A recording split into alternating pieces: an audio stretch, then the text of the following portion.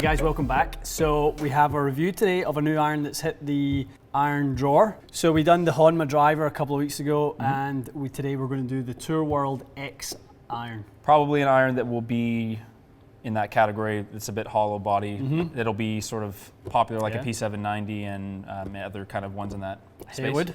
And Haywood, yeah, that's right. Our boy we got to add them to the mix now, don't we? Yeah, so it's like we always say anytime we review these irons, it is a really emerging market. Yep. It's growing all the time. More and more people are throwing their hat in the ring of having a hollow body construction. It gives them a little bit more license to throw some more tech in there and speed up the frame of the golf club. And Honma have followed suit. With Honma, you're always expecting, you know, it's a premium price point. Yep. It's a little bit more expensive, but the Tour World range is actually pretty reasonable. So they've completely, I mean, they've almost come to a point where they're sort of a competitive price. They're competing on like the lower end almost. It really is. It's quite good. So, you know, as the kind of baseline golf clubs, call them baseline, the standard OEMs that we know of, are pushing their prices up. They're actually coming a little bit closer in price point to the Muras and the Honmas of the world. And I think this TWX is going to pick up a lot of traction off the back of that, off the back of it not being as much of a decision on price, and it just can become a decision on performance. For sure. We've done a little bit of testing with this iron. We've actually built a couple of sets now for customers, and I don't want to kind of, you know, preempt the test here, but like it's at this point we are really impressed with what's going on. I mean, I'm looking forward to reviewing it, but that feedback is almost, to be fair, a little bit more valuable because you've already fit people into it and the people are loving it. I know Brandon's tested a few times, the rest of the guys in the shop have too. So it's already kind of, you've got high hopes for it pretty much. Yeah, I mean, I would just like for you to have an authentic, organic experience and hitting it and just make sure that you know you gather your own feedback and aren't sort of swayed by what we think at this point. Yeah, fair. You know, so take your own, you know, thoughts with regards to the feel and the looks and all that sort of stuff. But this one is we fully expect this to actually be one of our most popular irons in 2020. Wow, that's a big I statement. wouldn't be surprised if it was the most popular. Wow. And last year, basically, P790 would have been. Yeah. Let's we'll just quickly touch on the Loft. Yeah. Oh, that's right. Yeah. The Loft on it is in line with all the other irons. With this design, stronger. Yep. Comes at 27. We've put it to 29. Yeah. So that's where you're currently playing your own 6 iron. I want to do that also because it's cool to see ball speed and spin numbers at a Loft that we are familiar with. Yeah. So hopefully they'll be the same and just there'll be a little bit extra pop on the club face. Yeah, and then in that sense, we are purely testing the technology. Yes. You know, we're not testing the Loft at that point. So, you know, you guys know what happens when Matt hits a 27-degree 6 iron. It goes it's good 4 for miles. Another 15, 20 yards. Yeah, usually, I mean, you'll hit it well over 200, 210 yards. So, you know, this for you should still generate good spin numbers, good launch numbers, and with the construction, it will still give us some great ball speed numbers as well. So let's hit a few. Let's see what we're getting, Matty. Sounds good. It's not at all what I expected. Okay. It is way more compact and players looking than I thought. Based on what the sole width is. Yeah. When you pull out the drawer and you see how wide the sole is, and it's substantial. It's substantial sole, and then you flip it over and it's like. It just doesn't match up almost in a good way. I think it's obviously you want the wider sole, the hollow body for all the technology and forgiveness. But when you look at it, to me it kind of looks. It's not. This is a bit of an extreme, but it's a little beefier version of like a player's cavity iron. Yeah, that's kind of what it reminds me of. It's quite short toe to heel, isn't it? Short toe to heel. That's one of the first things you kind of notice with it. It's got a very, very short sort of design footprint looking down on it. It does look very, very compact, and I think that's what gives it the feel like it might be more of a player's option. Yes. Yeah, I think this is pre-hitting it, but if I was putting them all down from the hollow ones we've looked at, if I put them all down, this is probably the best looking one I've. The irons we've built to date, we actually built a really nice combo set for a really good client of ours, and we comboed them up with the set of Mura 101s, which is about as classic of a blade as you would get. So they really need to have that type of look to have the ability to combo them up with that style of iron. Yeah, without it being a shock. It would be too much of a transition. Yeah, true. Yeah, the offset looks pretty minimal as well, I think, to my eye, but... Interesting. All right, let's do it. Let's get some initial numbers.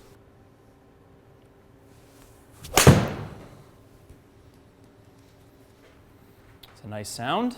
It's high. Whoa. It's seriously high. That's in the middle. That's middle?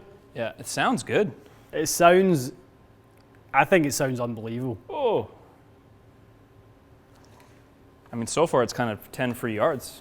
So my 6-iron, I came in practice the other night.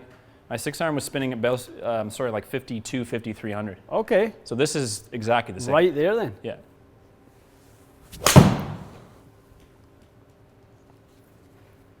Did you move that green? I moved it back. I thought I hit it so bad. I'm like, how is it not getting to the green? That was a pretty good strike too. Just maybe a little low-ish toe. Yeah. Yeah. So feedback's good. I mean, you're able to identify the strikes. A lot of good players are really looking for that. It does not feel like a tech cavity iron or pocket iron at all. Our new favorite thing to look at being standard deviation. I know, that's right. It's very impressive. I mean, look how tight you are there on ball speed, launch, and spin. That's like blade level, isn't it? That's exactly what that is. Really, really impressive. Feel reminds me a lot of my own irons. Like it feels like a cavity back forged iron. I think that's is where we were chatting earlier, and I think it's like a PXG sounds so soft. Yes. Like just artificially soft. Yeah, maybe? almost. Yeah, I think that's fair. Yeah. A P790 sounds quite firm and a little bit clicky. Mm-hmm. This does not sound. This is somewhere between that. It sounds fast, mm-hmm. but it sounds really, really just really pure. It really does. Yeah. Yep. That's really nice. Like the ball flight just looks mm-hmm. like what I'm used to, but it goes probably 8 yards further, 7. Yeah, it's a bit quicker, isn't it? Yeah, it's a bit quicker than. It's probably yours. Probably 2 miles an hour based on what I was hitting the other night. My 7-iron was like 133, and then 6-iron was like 139. Mm-hmm. So it's at the same loft. It's kind of 5-6 yards for free. This is impressive. It's wild. This is all really, really impressive. Just you're not getting anything really different. Look at that, 130, 129, 130, 29, 28. Jeez. You have literally 2 feet of difference in those first 5 shots. It's crazy. I don't know a golfer out there who wouldn't benefit from that level of consistency, a little added distance. I mean, sure, distance might not be what exactly you're shopping for, but normally what people are put off with these types of irons is the jumper. That's I'm right. scared of the jumper, the flyer. Yeah, it may not even be there. No, doesn't look like there is, one with this. And I think that's one of the things with protecting yourself with the additional loft, mm-hmm. is you're not getting the one that spins at 4,500 yep. and the ball speed's at 142 when you maybe lean the shaft forward a little bit more, so you shut the spin loft Good down point. a little more. You don't seem to be getting any of those. The best situation is actually an iron that at the same loft just goes further, because you really don't want the lower. Definitely. They do the lower loft because they have to, but Yep. if this has got more jump to it, then that's probably why those consistency numbers are so close. Realistically, if we went back to the stock loft in this, your ball speed would jump to probably 145. You would fly it. What do we always say? 2 degrees of loft would be about 6 yards. 3 yards for every degree of loft is what we normally say. So like 215 or something. So you would be flying at around 215. Huh. That's fast. That's a lot of distance. It's really, really fast. Yeah. I mean, all those numbers, whether you're looking at apex, whether you're looking at angle of descent, we're coming in. Apex at 129 on average. Your angle of descent is coming in just about 50 degrees, 49 degrees, right around out there. I can't believe that a couple of them that I pulled a bit and overdrew a little bit, they still spun the same. Yeah. They spun the same as the one that was down the center line. Hit a couple the other way. So we're obviously want to test for the better players who go, okay, well, does it give me the ability to still shape it?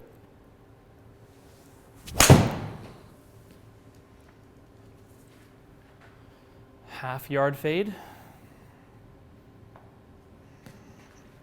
That's one of the things we talk about at times when you fight that. I think feeling fade, so that was a slight draw. It's basically just so 1 yard the draw. spin axis was slightly to the right, so I think for you that's a really nice feel to neutralize your delivery a little bit, because there you spin it at about 50, call it 5,600, tons of stopping power. I mean, look at that, you've flown at 204 out to 206, it's literally dropping and stopping dead. Not much penalty on yardage, really, was there? No, still 140 ball speed. That's really nice. These are fades for me.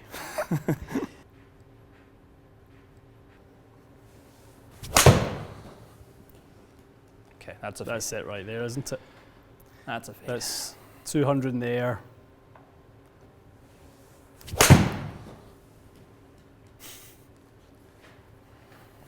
To buy a set.